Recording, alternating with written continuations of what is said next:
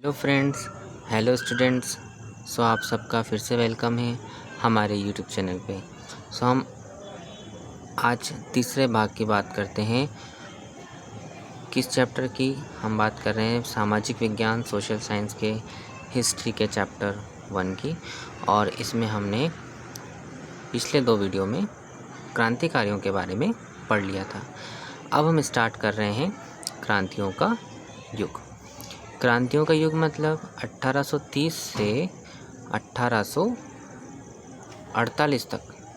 1830 से 1848 तक क्या हुआ? बहुत सारी क्रांतियाँ हुई। उन क्रांतियों के बारे में अब हम पढ़ते हैं। तो जैसे जैसे रूढ़ि व्यवस्थाओं ने अपनी ताकत को मजबूत बनाने की कोशिश की। रूढ़िवादी ताकत मतलब जो पुरानी चीज़ों को वापस लाना चाहती थी, ये अपनी ताकत को और मजबूत बनाना चाहते थे। यूरोप के अनेक क्षेत्रों में उदारवाद, राष्ट्रवाद को क्रांति से जोड़कर देखा जाने लगा कि भैया अगर आप उदारवादिता चाहते हैं, राष्ट्रवादिता चाहते हैं, मतलब आप क्या कर रहे हैं? क्रांति कर रहे हैं। इटली और जर्मनी के राज्य, ओटोमन साम्राज्य, आयरलैंड, पोलैंड ऐसे कुछ क्षेत्र थे जो राष्ट्रवाद और उदारवाद को मानते थे और उसके प्रति क्रांति चाहते थे। इन क्रांतियों का नेतृत्व उदारवादी और राष्ट्रवादियों ने किया, और वैसी बातें वही करेंगे जो शिक्षित वर्ग के थे, विशिष्ट लोग थे। इनमें प्रोफेसर, स्कूली अध्यापक, क्लर्क, वाणिज्य व्यापार में लगे कुछ मध्यम वर्गीय लोग भी शामिल थे। पहला विद्रोह फ्रांस में जुलाई 1830 में हुआ। हमें पता है कि इसमें 1815 के बाद रूढ़िवादी प्रतिक्रियाओं के दौरान राष्ट्र में जो सत्ता था वो बहाल कर दिया गया। उन्हें अब 1815 के बाद कर दिया गया। आपको पता है नेपोलियन की हार हो गई थी 1815 में, और फिर से सत्ता को बहाल कर दिया गया, राजशाही को। तो अब क्या हुआ? उदारवादी क्रांतिकारियों ने इसे फिर से उखाड़ फेंका। उसकी जगह क्या रखा? संवैधानिक स्वतंत्र राजतंत्र स्थापित किया, जिसका अध्यक्ष कौन था? लुई फिलिप था। मेटरनिक ने क्या किया? एक बार ये टिप्पणी की कि जब फ्रांस चीखता है तो बाकी यूरोप की सर्दी ज़ुकाम हो जाता है। ये बहुत इंपॉर्टेंट है बेटा, एग्ज़ाम में पूछा जाता है। ये किसने बोला था कि फ्रांस जब चीखता है तो बाकी यूरोप की सर्दी ज़ुकाम हो जाता है? ये बोला था मेटरनिक ने। किसने बोला था? मेटरनिक। जुलाई क्रांति से ब्रसेल्स में भी विद्रोह भड़क गया, जिसके फलस्वरूप यूनाइटेड किंगडम ऑफ नीदरलैंड से ये कौन? ब्रसेल्स अलग हो गया। एक घटना घटी जिसने पूरे यूरोप के शिक्षित जो वर्ग थे उनकी भावनाओं में राष्ट्रीय भावनाओं को जागृत किया। यूनान की स्वतंत्रता संग्राम एक घटना थी। तो 15वीं सदी में यूनान ओटोमन साम्राज्य का हिस्सा था। किसका हिस्सा था? ओटोमन साम्राज्य का। कौन? यूनान। तो यूरोप में क्रांतिकारी राष्ट्रवादी की जो प्रगति हुई वो यूनानियों की आज़ादी के लिए एक संघर्ष का आरंभ हुआ। यूनान में राष्ट्रवादियों को निर्वासन में रह अपने यूनानियों के साथ जो पश्चिम यूरोप के अनेक लोगों का समर्थन मिला, जो प्राचीन यूनानी संस्कृति के प्रति सहानुभूति रखते थे। और कवियों और कलाकारों ने यूनान को यूरोपीय सभ्यता का पालना बताकर प्रशंसा की और एक मुस्लिम साम्राज्य के विरुद्ध यूनान के संघर्ष के लिए जनमत जुटाया। किसने जुटाया? कवियों ने और कलाकारों ने। किसको? कि यूनान को यूरोपीय सभ्यता का पालना मतलब जहाँ से यूरोपियन सभ्यता आई है, और मुस्लिम साम्राज्य के विरुद्ध यूनान के संघर्ष के लिए जनमत सुझाव किया। एक अंग्रेज कवि थे लॉर्ड बायरन। इन्होंने धन इकट्ठा किया और बाद में युद्ध में लड़ने भी गए, जहाँ 1824 में बुखार से उनकी मृत्यु भी हो गई। पूछा जाता है कभी कभी। अतः 1832 की कुस्तुतुनिया की संधि ने यूनान को एक स्वतंत्र राष्ट्र की मान्यता दी। इम्पोर्टेंट है, कुस्तुतुनिया की संधि ने किस राष्ट्र को स्वतंत्र राष्ट्र की मान्यता दी? यूनान को। रोमानी कल्पना और राष्ट्रीय भावना। रोमानी मतलब डिवाइन। तो राष्ट्रवाद का विकास केवल युद्धों और क्षेत्रीय विस्तार तक ही नहीं हुआ था। राष्ट्र के विचार में कई निर्माण हुए, संस्कृति के, कला के, काव्य के, कहानियों के, किस्सों के, संगीत के। राष्ट्रीय भावनाओं को गढ़ने और व्यक्त करने में सहयोग किया। जैसे हमारे इंडिया में जब राष्ट्रवाद हुआ यानी कि स्वतंत्रता आंदोलन हुआ तो बहुत सारे गीत, संगीत, कहानियाँ लिखे गए, वैसे ही हम यहाँ मान सकते हैं। अब हम रोमानीवाद को देखें, जो एक ऐसा सांस्कृतिक आंदोलन था जो एक खास तरह की राष्ट्रीय भावना का विकास करना चाहता था।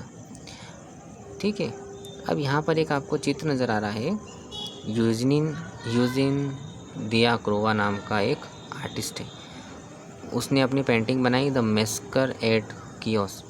इसमें क्या बताया इसने एक विशाल चित्र बनाया और इसने कियोस द्वीप पर तुर्कों ने लगभग 20,000 यूनानियों को मार दिया था। तो यूनानियों के प्रति सहानुभूति दर्शाने के लिए इस पेंटिंग को बताया गया। ठीक है, ओके, अब आगे बढ़ते हैं। अब एक जर्मन दार्शनिक थे योहान गॉटफ्रिड। ये भी रोमानी चिंतक थे।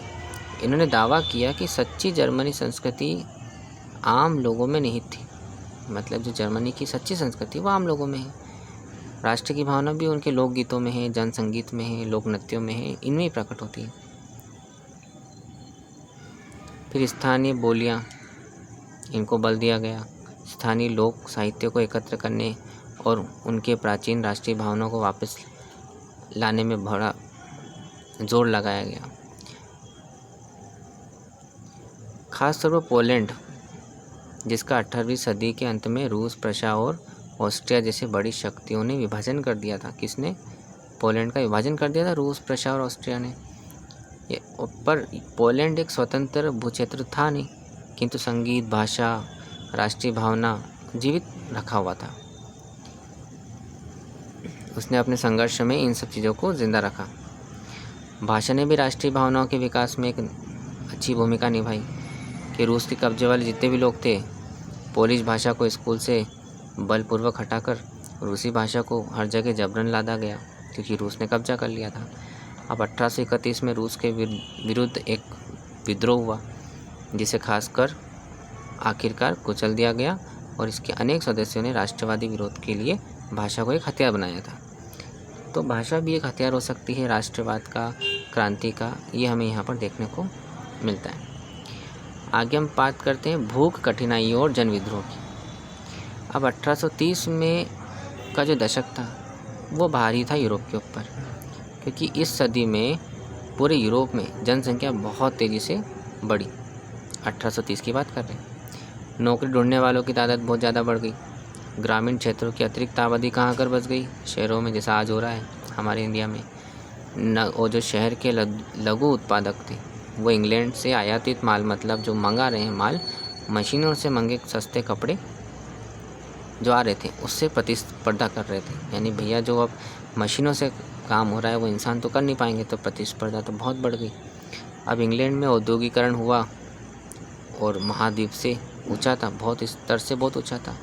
महाद्वीप को यह प्रतिस्पर्धा कपड़ा उद्योग में ज़्यादा झेलनी पड़ी, क्योंकि उसका उत्पादन मुख्यतः घरों और छोटे कारखानों में होता था और केवल आंशिक रूप से ही मशीनीकृत था। फिर यूरोप के उन इलाकों में जहाँ कुलीन वर्ग अभी भी सत्ता में थे, कृषक शुल्कों और जिम्मेदारियों के बोझ के तले वे दबे हुए थे। खाने पीने की चीज़ों के मूल्य बढ़ने लग गए। फसल खराब होने से शहरों और गाँव में गरीबी फैल गई। तो लगभग यूरोप में चल रहा था ये। फिर कृषकों का विद्रोह आप देख रहे हो यहाँ पर। फिर 1848 में एक ऐसा ही वर्ष था जिसमें खाने पीने की कमी और बेरोजगारी के कारण पेरिस के लोग सड़कों पर उतर आए। जगह जगह रोक लगाया गया सरकार की तरफ से और लुई फिलिप को भागने के लिए मजबूर किया गया और एक राष्ट्रीय सभा, नेशनल असेंबली बनाई गई और इसने गणतंत्र की घोषणा करते हुए 21 वर्ष से सभी ऊपर के वयस्कों को मताधिकार देने का गारंटी दी और कई कारखाने स्थापित किए।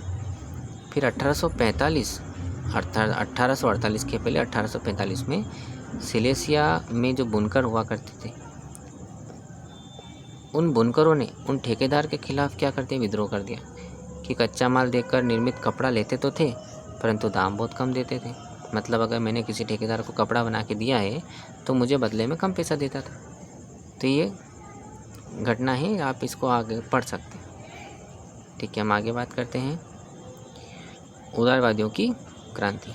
उदारवादियों की क्रांति मतलब उदारवादी जितने भी लोग हुआ करते थे जो पुरानी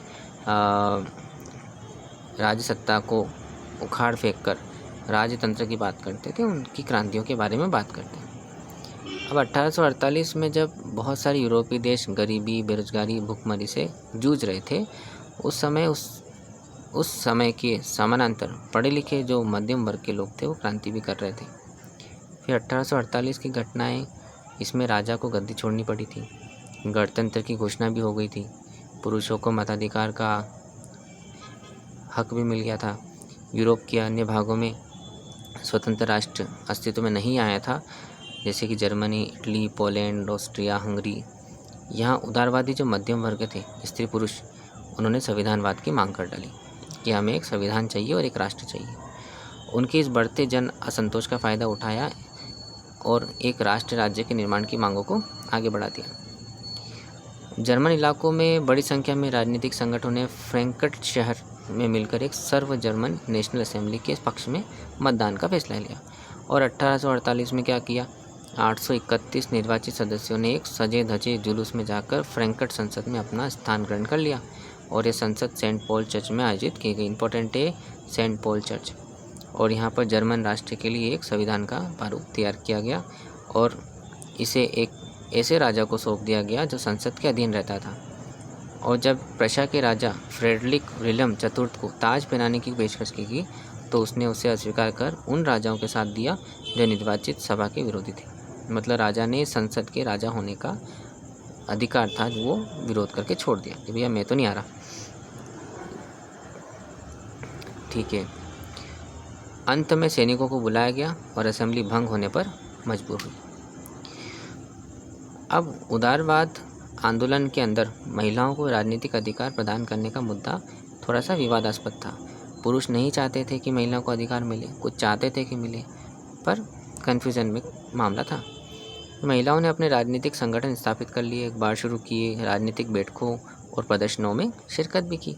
इसके बावजूद उन्हें असेंबली का चुनाव के दौरान क्या किया गया, थोड़ा सा इन चीज़ों से दूर रखा गया, मताधिकार से वंचित रखा गया। अब सेंट पॉल चर्च, ये आप देख रहे हो, ये सेंट पॉल चर्च है। ठीक है। इस सेंट पॉल चर्च में फ्रैंकफर्ट संसद की स्थापना करके आयोजित की गई और महिलाओं को केवल प्रेक्षकों की हैसियत से बुलाया गया, यानी भैया खड़े हो जाओ साइड में और देखो, तमाशा देखो। फिर भी जो रूढ़िवादी ताकतें थी 1848 में, वो इस आंदोलन को दबा पाने में कामयाब तो हुई थी, परंतु पुरानी व्यवस्था बहाल नहीं कर पाई और राजाओं को ये समझ में आना शुरू हो गया था कि उदारवादी और राष्ट्रवादी क्रांतिकारियों को ज़्यादा रियायत देकर ही क्रांति और दमन के चक्रों को समाप्त किया जा सकता है। मतलब उनको जो अधिकार चाहिए वो दे दो। 1848 के बाद के वर्षों में मध्य पूर्वी यूरोप की निरंकुश राजशाहियों ने उन परिवर्तनों को आरंभ कर दिया जो पश्चिमी यूरोप में 1815 से पहले ही शुरू हो चुके थे। यानी 1815 में जो पश्चिमी यूरोप में आरंभ हुआ था राष्ट्रवाद का, वो अब इन राजाओं ने भी शुरू कर दिया था। ठीक है। जर्मनी का निर्माण और इटली का निर्माण अब कैसे हुआ, इसके बारे में बात करते हैं। तो 1848 के बाद यूरोप में राष्ट्रवाद और जनतंत्र की क्रांति से अलगाव होने लगा, पता ही हमें। और राज्य की सत्ता को बढ़ाने और पूरे यूरोप पर राजनीतिक प्रभुत्व हासिल करने के लिए जो रूढ़िवाद थे वो अक्सर राष्ट्रवादी भावनाओं को दबाते रहते थे। ये हम बहुत बार पढ़ चुके हैं। इस प्रक्रिया में ये देखा गया कि जर्मनी, इटली एक राष्ट्र होकर राज्य बने। जर्मनी और इटली एक थे। जैसा आपने देखा कि राष्ट्रवादी भावनाएं मध्यम वर्ग में ज़्यादा व्याप्त थी और 1848 में जर्मन महासंघ के विभिन्न इलाकों को जोड़कर एक नया निर्वाचित संसद राष्ट्र राज्य बनाने का प्रयास किया। फिर भी उदारवादी पहल और राजशाही और फौज की ताकतों ने मिलकर इस चीज़ को दबा दिया। फिर प्रशा के बड़े जो भूस्वामी थे उन्होंने इसका समर्थन किया कि भैया नहीं, एक राष्ट्र होना चाहिए। उसके पश्चात प्रशा के राष्ट्रीय एकीकरण के आंदोलन को नेतृत्व दिया गया, किसको, प्रशा। और प्रमुख मंत्री थे ओटो वॉन बिस्मार्क, इस प्रक्रिया के जनक थे। और इस प्रशा की सेना को नौकरशाही की मदद मिल गई, मतलब एडमिनिस्ट्रेशन की पावर मिल गई। और 7 वर्ष के दौरान ऑस्ट्रिया, डेनमार्क, फ्रांस, इन 3 युद्धों ने प्रशा की जीत हुई और एकीकरण की प्रक्रिया शुरू हुई। और 1871 में वर्साई में समारोह में हुआ, उसमें राजा विलियम प्रथम को जर्मनी का प्रथम सम्राट घोषित कर दिया गया। इम्पोर्टेंट है, राजा विलियम को जर्मनी का प्रथम सम्राट घोषित किया गया वर्साई की संधि के बाद। 1871 की सुबह बेहद ठंडी भी थी, बहुत ठंड थी उस समय। तो जर्मन राज्य के राजकुमारों, सेना के प्रतिनिधियों, प्रमुख मंत्री जिसमें ओटो वन बिस्मार्क शामिल थे, इन सब ने वर्साई के महल में शीश महल में एक सभा आयोजित की। इस सभा में काइजर विलियम प्रथम के नेतृत्व में नए जर्मन राज्य की घोषणा कर दी गई। इस प्रकार जर्मन राज्य स्थापित हुआ। अब बात करते हैं इटली की। इटली में ज़्यादा कुछ पढ़ने के लिए है नहीं, फिर भी हम एक बार देख लेते हैं कि जो जर्मनी की तरह इटली भी एक राजनीतिक विखंडन का लंबा इतिहास, मतलब ये बिल्कुल खंड खंड था। इटली अनेक वंशानुगत राज्यों तथा बहुराष्ट्रीय साम्राज्य में बिखरा हुआ एक राज्य था। ठीक है। फिर 19वीं सदी के मध्य में इटली 7 राज्यों में बटा हुआ था, जिनमें से केवल एक सार्डिया पिडमांट में एक इतालवी राजघराने का शासन हुआ करता था और उत्तरी भाग ऑस्ट्रिया हैब्सबर्ग के अधीन था और इस इलाकों पर पोप का शासन था। मतलब उत्तरी भाग पर किसका शासन था? पोप का। दक्षिणी क्षेत्र में स्पेन के बर्बो राजाओं का अधीन था, है ना, और यहाँ पर इटली भाषा बोली जाती थी। फिर 1830 के दशक में जुस्पे मेत्सिनी, पता है ना आपको, इतालवी गणराज्य के लिए इन्होंने यांग इटली नामक गुप्त संगठन बनाया था, है ना, 1831 से 48 के बीच में। पर क्रांतिकारी विद्रोह की असफलता से युद्ध के जरिए इतालवी राज्य को जोड़ने की जिम्मेदारी जो थी वो सार्डिक पिडमांट के शासक विक्टर एमुअल द्वितीय पर आ गई और इस क्षेत्र के शासक अभिजात वर्ग मतलब बड़े बड़े वर्ग की नज़र में एकीकृत इटली उनके लिए आर्थिक विकास और राजनीतिक प्रभुत्व की संभावना उत्पन्न करता था कि वह बड़ा राज्य बनेगा तो बड़ा फायदा। फिर इसके मंत्री इटली के प्रदेशों को एकत्रित करने वाले आंदोलन का नेतृत्व करने लगे और ना तो क्रांतिकारी था काबूल और न ही जनतंत्र में विश्वास रखने वाला था। फिर इतालवी के वर्ग जो थे तमाम अमीर और शिक्षित सदस्यों की तरह वह इतालवी भाषा से कहीं बेहतर फ्रेंच बोलता था। मतलब इटली को एक करना चाहता था, बाकी फ्रेंच बोलता था। और फ्रांस से सार्डियक पिडमांट की एक चतुर कूटनीतिक संधि उनके पीछे काफूर का हाथ था। तो सार्डियक पिडमांट 1859 में ऑस्ट्रियाई बलों को हरा पाने में कामयाब हुआ और भारी संख्या में सशस्त्र सैनिक ने युद्ध लिया और 1860 में दक्षिण इटली 2 सिसिलियों के राज्य में प्रवेश कर गए और स्पेन शासकों को हटाने के लिए स्थानीय निकायों किसानों का समर्थन पाने में सफल रहे और इस प्रकार 1861 में इमैनुअल द्वितीय को एकीकृत इटली का राजा घोषित कर दिया गया। ठीक है। अब ये आप देख रहे हो, ये इटली का पुराना स्वरूप और ये इटली का नया स्वरूप, यानी कि ये एकीकृत इटली है उसके पूर्व का और ये एकीकृत इटली, मतलब पहले तो बटा हुआ था इतने भागों में, फिर बाद में ये इतना एक हुआ। ठीक है। अब इसके बाद एक लास्ट टॉपिक बचता है ब्रिटेन की दास्तान, मतलब ब्रिटेन कैसे बना। तो ब्रिटेन के बारे में जानते हैं हम कि ब्रिटेन को आज हम द ग्रेट ब्रिटेन बोलते हैं, जिसमें कि ब्रिटेन, स्कॉटलैंड, आयरलैंड और इंग्लैंड ये 4 राज्य शामिल हैं। उसके बारे में बात करते हैं। तो कुछ विद्वानों ने तर्क दिया कि राष्ट्र राज्य का मॉडल जो था वो आदर्श ग्रेट ब्रिटेन है, यानी ग्रेट ब्रिटेन अगर बनता है तो वही राष्ट्र है। तो ब्रिटेन में राष्ट्र राज्य का निर्माण अचानक हुई उथल पुथल या क्रांति का परिणाम तो था नहीं, ये बहुत लंबी चलने वाली एक प्रक्रिया थी। उसका नतीजा था कि 18वीं सदी के पहले ब्रिटानी राष्ट्र यानी ब्रिटिश राष्ट्र था ही नहीं। तो ब्रिटानिश द्वीप समूह में रहने वाले, ब्रिटानी मतलब ब्रिटिश लोगों के द्वीप समूह में रहने वाले लोग अंग्रेज, वेल्स, स्कॉटिश और आयरिश की मुख्य पहचान थी नजातीय यानी एथनिक।